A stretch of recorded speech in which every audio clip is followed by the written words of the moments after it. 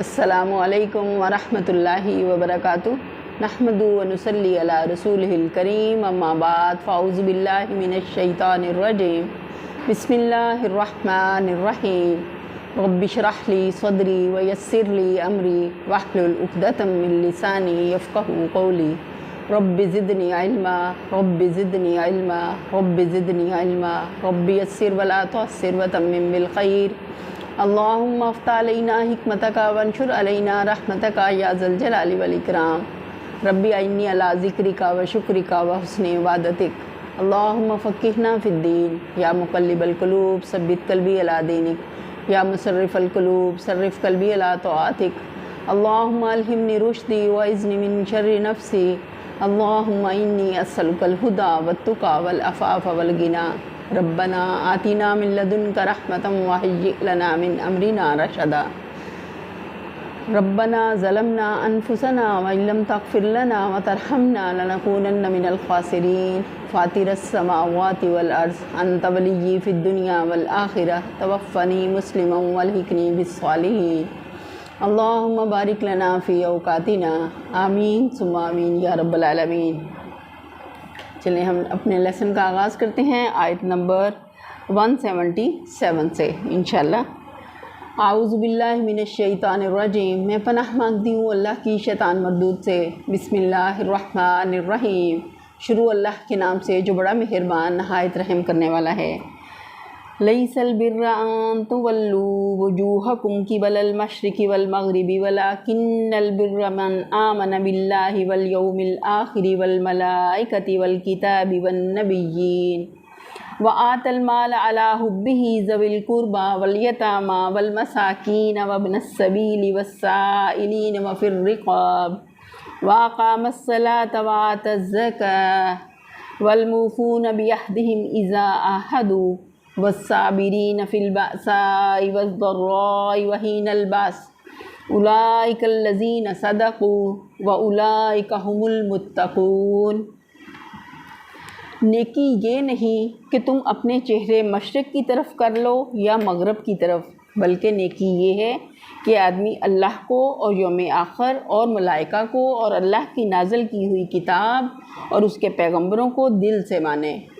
کہ مشرق اور مغرب کی طرف منہ کرنا تو محض بطور تمثیل بیان کیا گیا ہے، دراصل مقصود یہ ذہن نشین کرانا ہے کہ مذہب کی چند ظاہری رسموں کو ادا کر دینا اور صرف ضابطے کی خانہ پوری کے طور پر چند مقرر مذہبی اعمال انجام دینا اور تقویٰ کی چند معروف شکلوں کو مظاہرہ کر دینا وہ حقیقی نیکی نہیں ہے جو اللہ کے ہاں وزن اور قدر رکھتی ہے۔ حقیقی نیکی کیا ہے اس کی تفصیل اللہ نے خود بتا دی کہ آدمی اللہ کو، یوم آخرت کو، فرشتوں کو اور اللہ کی نازل کی ہوئی کتاب کو اور اس کے پیغمبروں کو دل سے مانے، اور اللہ کی محبت میں اپنا دل پسند مال رشتہ داروں اور یتیموں پر، مسکینوں پر، مسافروں پر، مدد کے لیے ہاتھ پھیلانے والوں پر اور غلاموں کی رہائی پر خرچ کرے۔ جو بھی ضرورت سے زائد مال ہے اللہ نے ان سب کو کیٹرائز کر دیا کہ کہاں کہاں انسان اس کو خرچ کرے تو اللہ کی رضا کو پا سکتا ہے، اللہ کے قرب کو پا سکتا ہے، اللہ کی محبت کو پا سکتا ہے۔ کہ انسان کو دلی طور پہ مال بہت زیادہ مرغوب ہوتا ہے اور سخت محنت کے ساتھ وہ اس کو حاصل کرتا ہے، لیکن اللہ کی رضا کے لیے اللہ تعالیٰ قرآن میں کہتے ہیں نا کہ مومنین نے اللہ سے اپنی جانوں اور مال کا اللہ سے جنت کے بدلے میں سودا کر لیا۔ تو دیکھیں کتنا بڑا سودا ہے کہ انسان دنیا میں اتنی بھی اماؤنٹ نہیں رکھتا کہ اپنا ایک گھر، مطلب جیسے ہر انسان کی اہلیت یا صلاحیت یا اس کے پاس اتنی اماؤنٹ نہیں ہوتی کہ وہ دنیا میں بھی اپنا گھر خرید سکے، تو کہاں جنت کا حقدار ہونا۔ یہ سراسر اللہ کی رحمت ہے کہ چند اللہ تعالیٰ نے نیکی کے کام گنوا دیے کہ پیغمبروں کو دل سے مانے اور اللہ کی محبت میں اپنا دل پسند مال رشتہ داروں، یتیموں پر، مسکینوں اور مسافروں پر، مدد کے لیے ہاتھ پھیلانے والوں پر اور غلاموں کی رہائی پر خرچ کرے۔ پھر اگلا حکم کیا ہے؟ نماز قائم کرے۔ پڑھنے کا حکم نہیں دیا گیا، جہاں بھی قرآن میں نماز کے بارے میں بات ہوئی قائم کرنے کی بات ہوئی۔ قائم کب ہوتی ہے؟ جب پوری کی پوری ہو اور نماز اس کے اوقات میں پڑھی جائے۔ ہمیں اس بات کا خاص خیال رکھنا ہے۔ اور زکوٰۃ دے، زکوٰۃ اور نماز ساتھ ساتھ اللہ تعالیٰ نے قرآن میں اس کا حکم دیا کہ نبی صلی اللہ علیہ وسلم کی وفات کے بعد جب کچھ لوگوں نے زکوٰۃ دینے سے انکار کیا تو سیدنا ابوبکر صدیق نے ان کے خلاف اعلان جنگ کیا اور کہا کہ اگر کوئی ایک رسی بھی نبی صلی اللہ علیہ وسلم کی زندگی میں زکوٰۃ کے طور پر نام پہ دیتا تھا تو میں وہ بھی اس سے لے کر رہوں گا۔ تو زکوٰۃ اس قدر ضروری ہے، اس سے مال پاک ہوتا ہے، زکوٰۃ دینے سے مال پاک ہوتا ہے اور بڑھتا ہے، اور زکوٰۃ نہ دینے سے جو اصلی مال ہے وہ بھی جیسے کہتے ہیں وہ اس کو بھی ناپاک کر دیتا ہے زکوٰۃ کا نہ دینا۔ اور نیک وہ لوگ ہیں جو عہد کریں تو اسے وفا کریں اور تنگی و دست مصیبت کے وقت میں اور حق و باطل کی جنگ میں صبر کریں۔ یہ ہیں راست باز لوگ۔ اللہ نے جو اللہ کو پسند ہے ان لوگوں کا ذکر کیا اور کہا یہی لوگ متقی ہیں، یہی لوگ پرہیزگار ہیں۔ اگلی آیت ہے یا ایھا الذین آمنوا کتب علیکم القصاص فی القتل الحر بالحر والعبد بالعبد والانثى بالانثى فمن عفی لہ من اخیہ شیء فاتباع بالمعروف واداء الیہ باحسان ذلک تخفیف من ربکم ورحمہ فمن اعتدی بعد ذلک فلہ عذاب علیم۔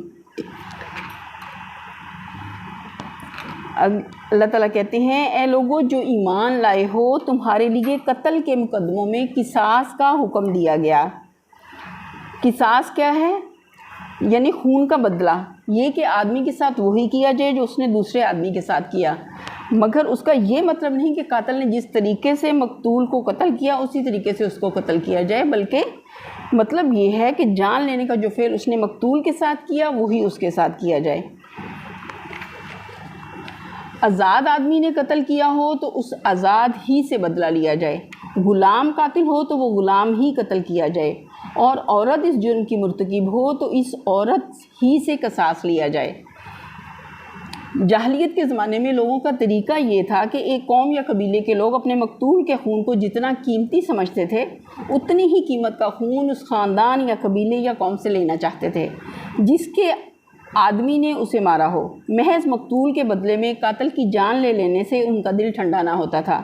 وہ اپنے ایک آدمی کا بدلہ بیسوں اور سینکڑوں سے لینا چاہتے تھے۔ ان کا کوئی معزز آدمی اگر دوسرے گروہ کے کسی چھوٹے آدمی کے ہاتھوں مارا گیا ہو تو وہ اصلی قاتل کے قتل کو کافی نہیں سمجھتے تھے، بلکہ ان کی خواہش یہ ہوتی تھی کہ قاتل کے قبیلے کا بھی ویسا ہی معزز آدمی مارا جائے یا اس کے کئی آدمی ان کے مقتول پر سسے صدقہ کیے جائیں، برعکس اس کے کہ مقتول ان کی نگاہ میں کوئی ادنا درجے کا شخص اور قاتل کوئی زیادہ قدر و عزت رکھنے والا شخص ہوتا تو وہ اس بات کو گوارا نہ کرتے تھے کہ مقتول کے بدلے میں قاتل کی جان لی جائے۔ اور یہ حالت کچھ قدیم جاہلیت ہی میں نہ تھی، موجودہ زمانے میں بھی جن قوموں کو انتہائی مہذب سمجھا جاتا ہے ان کے باقاعدہ سرکاری اعلانات تک میں بسا اوقات یہ بات بغیر کسی شرم کے دنیا کو سنائی جاتی ہے کہ ہمارا ایک آدمی اگر مارا جائے گا تو ہم قاتل کی قوم کے 50 آدمیوں کی جان لیں گے۔ اکثر یہ خبریں ہمارے کان سنتے ہیں کہ ایک شخص کے قتل پر مغلوب قوم کے اتنے یرغمال گولی سے اڑائے گئے۔ ایک مہذب قوم نے اسی 20ویں صدی میں اپنے ایک فرد سرلی اسٹیک کے قتل کا بدلہ پوری مصری قوم سے لے کر چھوڑا۔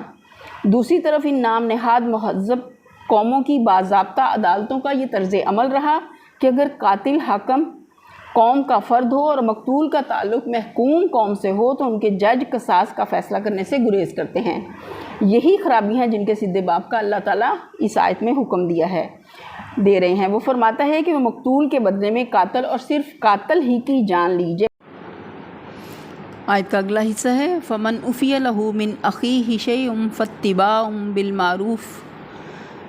بھائی کا لفظ فرما کر نہایت لطیف طریقے سے نرمی کی سفارش کر دی گئی۔ مطلب یہ ہے کہ تمہارے اور دوسرے شخص کے درمیان خواہ کتنی ہی بڑی دشمنی ہے مگر ہے تو وہ تمہارا انسانی بھائی، لہٰذا اگر اپنے خطا کار بھائی کے مقابلے میں انتقام کے غصے کو پی جاؤ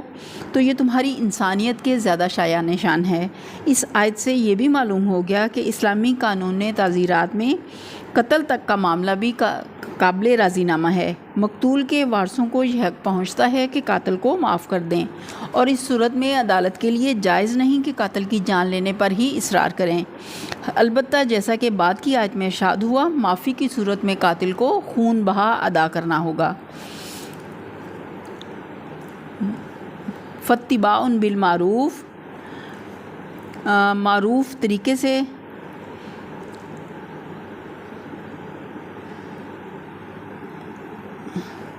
معروف کا لفظ قرآن میں بکثرت استعمال ہوا ہے۔ اس سے مراد وہ صحیح طریقہ کار ہے جس سے بالعموم انسان واقف ہوتے ہیں، جس کے متعلق ہر وہ شخص جس کا کوئی ذاتی مفاد کسی خاص پہلو سے وابستہ نہ ہو یہ بول اٹھے کہ بے شک حق اور انصاف یہی ہے اور یہی مناسب طریقہ عمل ہے۔ کامن لا کو بھی اسلامی اصطلاح میں عرف اور معروف سے تعبیر کیا جاتا ہے، اور وہ ایسے تمام معاملات میں معتبر ہے جس کے بارے میں شریعت نے کوئی خاص قاعدہ مقرر نہ کیا ہو۔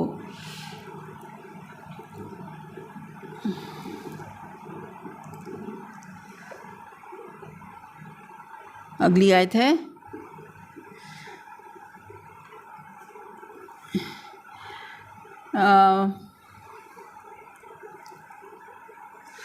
وَلَكُمْ فِي الْقِصَاصِ حَيَاةٌ يَا أُولِي الْأَلْبَابِ لَعَلَّكُمْ تَتَّقُونَ۔ مثلاً یہ کہ مقتول کا وارث خون بہا وصول کرنے کے بعد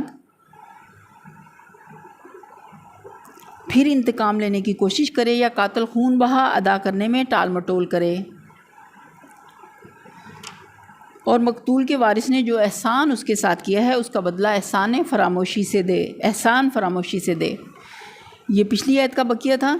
اگلی آیت جو ابھی ہم نے پڑھی، وَلَكُمْ فِي الْقِصَاصِ حَيَاةٌ يَا أُولِي الْأَلْبَابِ لَعَلَّكُمْ تَتَّقُونَ۔ عقل و خرد رکھنے والوں، تمہارے لیے قصاص میں زندگی ہے، امید ہے کہ اس قانون کی خلاف ورزی سے تم پرہیز کرو گے۔ یہ ایک دوسری جاہلیت کی تردید ہے کہ جو پہلے بھی بہت سے دماغوں میں موجود تھی اور آج بھی بکثرت پائی جاتی ہے۔ جس طرح اہل جاہلیت کا ایک گروہ انتقام کے پہلو میں افراد کی طرف چلا گیا، اسی طرح ایک دوسرا گروہ عفو کے پہلو میں تفرید کی طرف چلا گیا، اور اس نے سزائے موت کے خلاف اتنی تبلیغ کی کہ بہت سے لوگ اس کو نفرت انگیز چیز سمجھنے لگے، اور دنیا کے متعدد ملکوں نے اسے بالکل منسوخ کر دیا۔ قرآن اسی پر اہل عقل کو مخاطب کر کے تنبیہ کرتا ہے کہ قصاص میں سوسائٹی کی زندگی ہے۔ جو سوسائٹی انسانی جان کا احترام نہ کرنے والوں کی جان کو محترم ٹھہراتی ہے، وہ دراصل اپنی آستین میں سانپ پالتی ہے۔ تم ایک قاتل کی جان بچا کر بہت سے بے گناہ انسانوں کی جان کو خطرے میں ڈالتے ہو۔ اگلی آیت ہے، کتب علیکم اذا حضر احدکم الموت ان ترک خیرا الوصیۃ للوالدین والاقربین بالمعروف حقا علی المتقین۔ تم پر فرض کیا گیا ہے کہ جب تم میں سے کسی کی موت کا وقت آئے اور وہ اپنے پیچھے مال چھوڑ رہا ہو تو والدین اور رشتہ داروں کے لیے معروف طریقے سے وصیت کرے، یہ حق ہے متقی لوگوں پر۔ یہ حکم اس زمانے میں دیا گیا جبکہ وراثت کی تقسیم کے لیے ابھی کوئی قانون مقرر نہیں ہوا تھا۔ اس وقت ہر شخص پر لازم کیا گیا کہ وہ اپنے وارثوں کے حصے بذریعہ وصیت مقرر کر جائے تاکہ اس کے مرنے کے بعد نہ تو خاندان میں جھگڑے ہوں اور نہ کسی حقدار کی حق تلفی ہونے پائے۔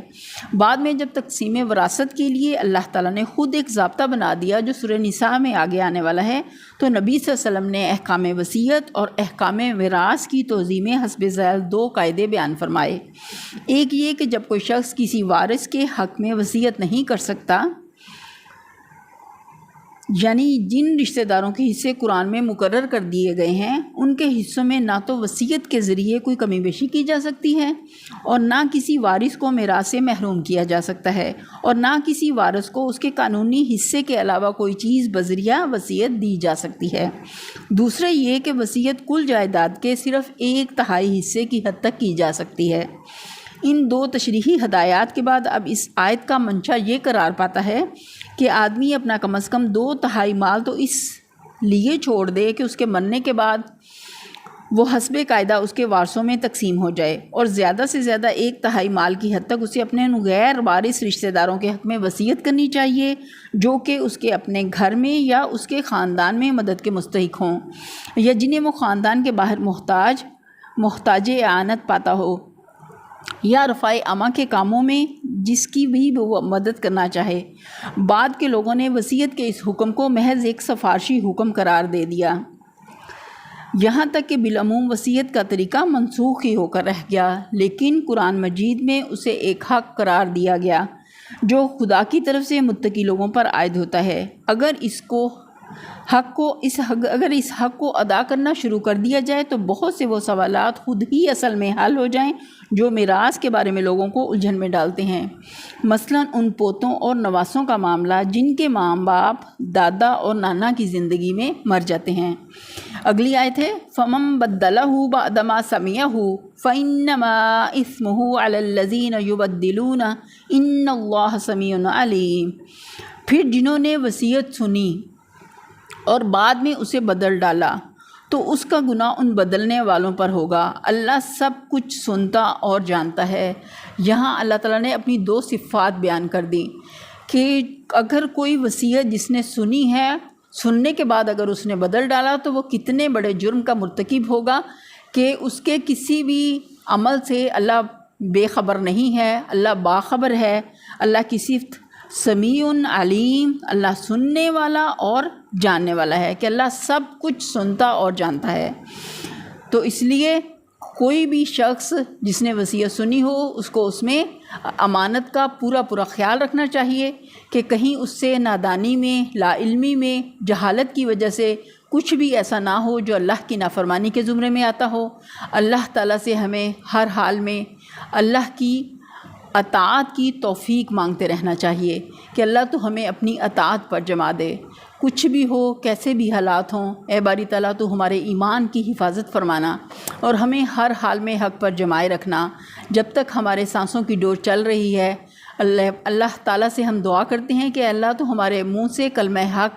ہی نکلے، اس کے علاوہ کوئی بات نہ نکلے۔ جو چیز حق ہے اور ہم اسے جانتے ہیں، ہم اس کو منوعاً ویسے ہی بیان کرنے والے ہوں جیسے کہ وہ ہم نے سنی۔ اگلی آیت ہے فَمَنْ خَافَ مِن